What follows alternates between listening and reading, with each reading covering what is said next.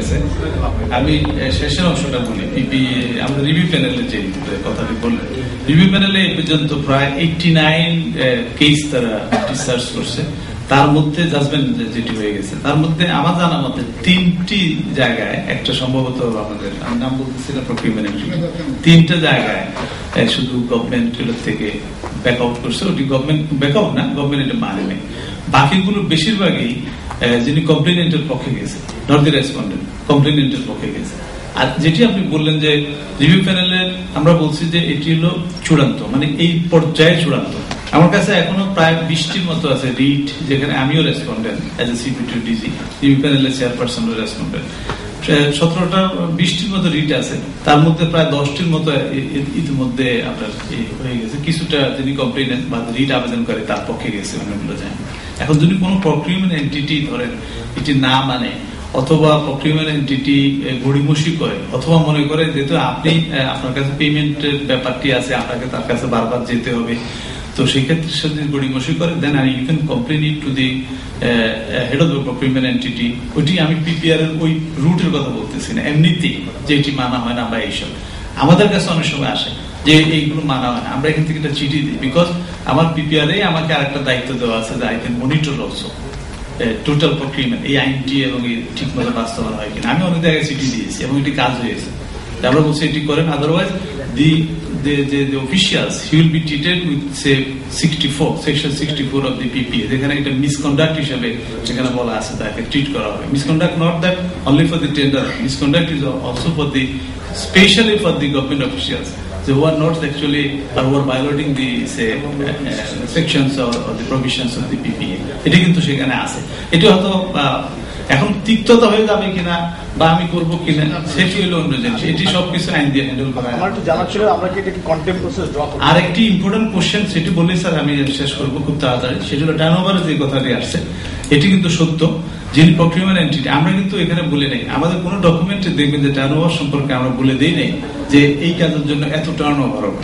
আমরা যদি কোনো জায়গায় বলেও থাকি, আমরা বলি যে প্রিফারেবলি এরকম, but it will be say decided by the procurement entity case to case basis, কারণ উনি বুঝবেন এটি কি করবে। তো এখানে যদি কোনো লোক এরকম আপনার ছোট একটি কাজের জন্য সে 50 কোটি টাকা টার্নওভার থাকে, আমাদের তো মাত্র আইটি সেক্টরটা ডেভেলপ করতেছে, তারা অবশ্যই আসতে পারবে না, এটি ঠিক। আবার আরেকটি জিনিসও সত্য যে টার্নওভারের যে ব্যাপারটি, এক্সপেরিয়েন্সের যে ব্যাপারটি, এটি কিন্তু আপনাদের আস্তে আস্তে গেইনও করতে হবে। তো কোথায় থেকে আপনি গেইন করবেন? এখন ছোট ছোট কাজগুলোতে করা যায়, একটি কথা।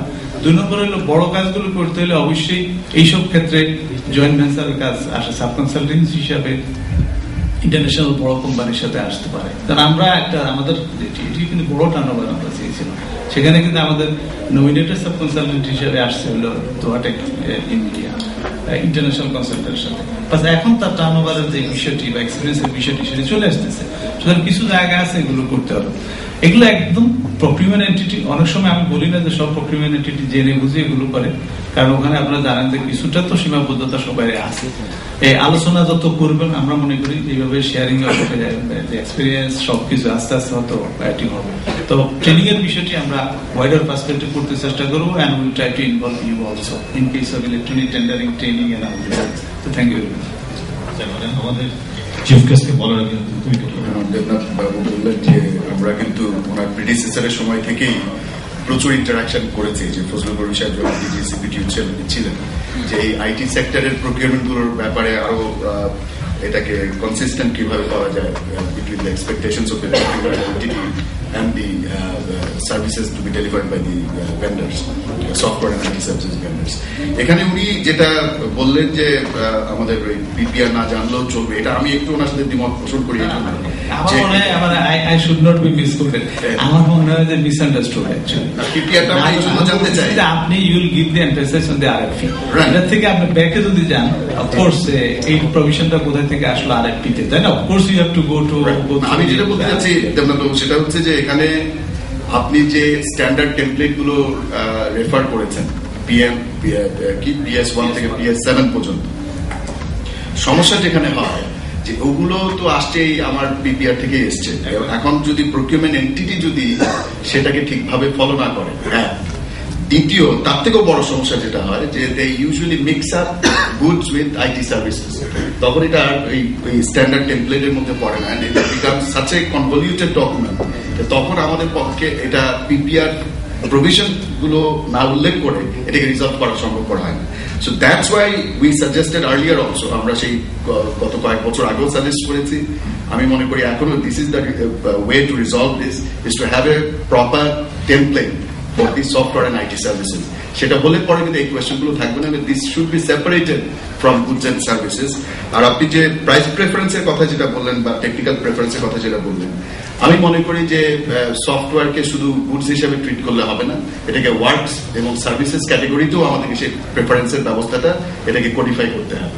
এটা না করলে পরে it will be very unfair to the overall industry. Thank you.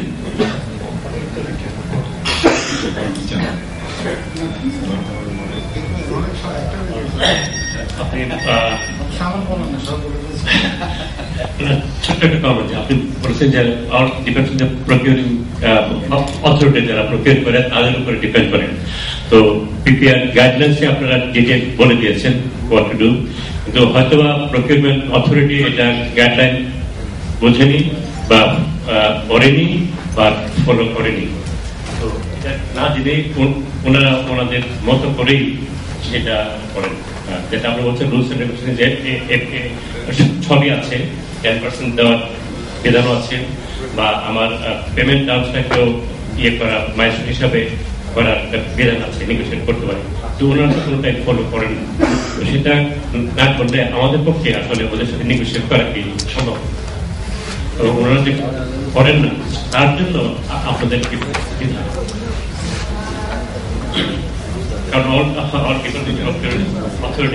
ঠিক আছে, আমাদের প্রশ্ন ডকুমেন্টারি যদি আপনি পিপিআর ফলো না করেন, পিপিআর ফলো না করলে আপনার পিপিআর কিন্তু একজন বিডার কোথায় কোথায় রিমিডিং যেতে পারেন সেটা আছে। আমাদের ডিজি সাহেবের একটা মুখস্থ, আমার ঠিক মুখস্থ নাই, সেকশন 59 থেকে, তাই না? এই একটা বিধান আছে ইনসাইড, মানে within the process. You can go to the head of the procurement entity, তারপরে তার সেক্রেটারির কাছে কয়েকদিনের কাছে যাবেন, ওর পরে আবার রিভিউ প্যানেল পর্যন্ত অলরেডি টপ অ্যাবাউট। এটা হলো অ্যাক্টিভ বিধান। আরেকটা হলো যদি প্রকিউরমেন্ট এন্টিটি এটা না করে যদি একদম ভায়োলেট করে যায়, তাদের লিগ্যাল প্রফেশন ইজ দেয়ার।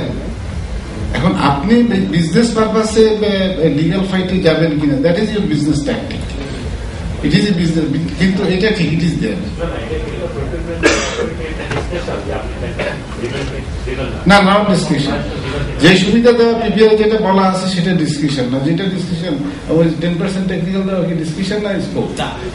উনি যেটা বলছে financial 10 marks, not the 10%. 10%. So out of 100 in case of technical say qualification or the technical say evaluation, in that cases we have provided, we have kept say 10%, 10 marks for that. This is technical.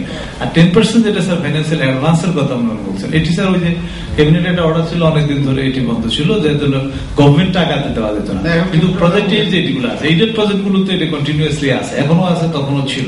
শুধুমাত্র government গুলোতে ক্যাবিনেটের অর্ডারটার কারণে দেওয়া ছিল না, কিন্তু আমাদের standard টেমপ্লেটে কিন্তু আমরা বলে দিচ্ছি, যদি গভর্নমেন্ট এবং পিপিআরও সেটি আছে, যে গভর্নমেন্ট ইচ্ছা করলে এটার ব্যাপারে আমার মনে হয় প্রকিউরমেন্ট আপনাকে কিছুটা তো সুযোগ দিতে হবে, কারণ যেটা একটা আছে প্রিভিলেজ আর একটা আছে রাইট। এখন যদি প্রিভিলেজের পর্যায়ে পড়ে, তাদের সাথে আপনার নেগোসিয়েশন ক্যাপাসিটি ডিপেন্ড করবে। ও একটা কথা বলেছে, এটা খুব হার্ড, কিন্তু অনেক ক্ষেত্রে ইজি হয়ে গেছে। সেটা হচ্ছে আজকে পিপিপি এখন ফাইনালাইজ হলেও আপনারা দেখেন যে আমাদের সিইও নিয়োগ হয়নি, তাই না? তার মানে it is not operative practically, কিন্তু অলরেডি বাংলাদেশে আমার মনে হয় এভার বিগেস্ট প্রজেক্ট কিন্তু পিপিপি হয়ে গেছে। কিভাবে হলো সেটা হলো অনলি আমি বলবো যে I give the credit to the procuring entity.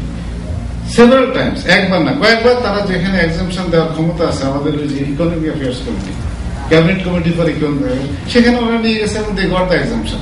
এবং এটা ডিফেন্ড করে আসলে only procuring entity, that is the executive agency and the ministry of division. ওদের ইনিশিয়েটিভ ডিফেন্ড করে, পার্সন টু পার্সন সাংঘাতিক ডিফেন্ড করে। যতই কিছু বলেন না কেন, ব্যক্তির কাছে অনেক কিছু ডিপেন্ড করে। আমাদের যোগাযোগ মন্ত্রী এবং সেতু বিভাগ কয়েকবার কিন্তু taken it to the economic affairs committee and they got it done, আজ পর্যন্ত হয় না। তো অতএব সেটা প্রকিউরমেন্টের সাথে আপনি কিভাবে নেগোশিয়েট করবেন, it depends on you. Even আমি তো স্টুডেন্ট লাইফে কিছু ইন্ডেন্ডিং এর অফিসে বসতাম, এই যে ডকুমেন্ট কেমনি হবে, যদি ওরা এখন স্ট্যান্ডার্ড ডকুমেন্ট দিয়েছে, এটাও তো আপনি ইনফ্লুয়েন্স করেন না। আমি তাহলে কয়েকটা কথা বলে দিই ওনার কোশ্চেন আগে। সেটা হলো যে first of all thank you very much, particularly Alek Chowdhury, যে he contacted in the morning. আমি আসলে দুঃখ প্রকাশ করছি যে 3 তারিখে আমাকে বলা হয়েছিল আই কুড নট কাম। তো এখানে যে ডিসকাশন যেটা হয়েছে খুব ইম্পর্টেন্ট। তো আমাদের ডিজি বলার পরে আমার কিছু থাকে না, সময় শেষ। আমি সংক্ষেপে 2-1টা কথা বলে ফেলি। একটা হলো, আমি একটা কিন্তু বলে ফেলছি যে মিনিস্ট্রি ডিভিশনগুলির রোল যেটা খুব ইম্পর্টেন্ট, সেটা হলো আর ট্রেনিং এর কথাটা আমাদের ডিজি বলেছে। বাট আমি এখানে ডিজিকে ফর্মালি রিকোয়েস্ট করতে চাই, আপনারা যদি ইয়ে করেন, মানে if you want to organise the training, আমার মনে হয় উই ক্যান ইনিশিয়ালি, মনে হয় আমি ডিজির সাথে পরে ডিসকাস করবো।